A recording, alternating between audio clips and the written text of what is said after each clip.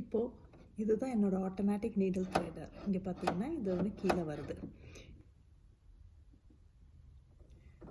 இதை கீழே எடுத்துகிட்டு வந்துட்டு நூல் இதில் வச்சுட்டு நூலை ஊசி கிட்ட எடுத்துகிட்டு போயிட்டு இது பண்ணோன்னா இது வந்து இழுத்துக்குது. இப்போ நீங்கள் பார்த்தீங்கன்னா இந்த சைடில் நூல் வந்து வந்துடுச்சு, ஈஸியாக எடுத்துக்கலாம். இப்போ நூல் கோத்தாச்சு. திரும்ப பண்ணுறேன். இதை கீழே எடுத்துட்டு நூலை வந்து இந்த இதில் போட்டுட்டு முன்னாடி வச்சுட்டு இதை வச்சு இப்படி எடுத்தோன்னா இது வந்து இழுத்து விட்டுருது. இதில் பார்த்திங்கன்னா நூல் வந்து வெளியில் வந்துடுது. இப்போ நூல் கோத்தாச்சு. இது வந்து பிரதர் SM3701.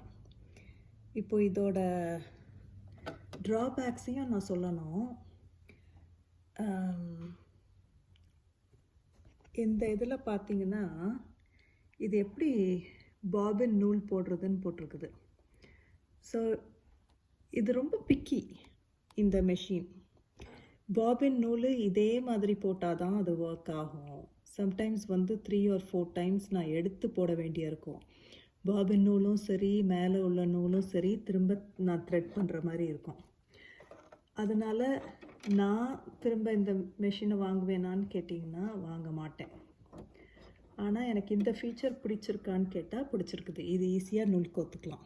ஸோ நீங்கள் வாங்கணுமா இல்லையான்னு நீங்கள் டிசைட் பண்ணிக்கலாம்.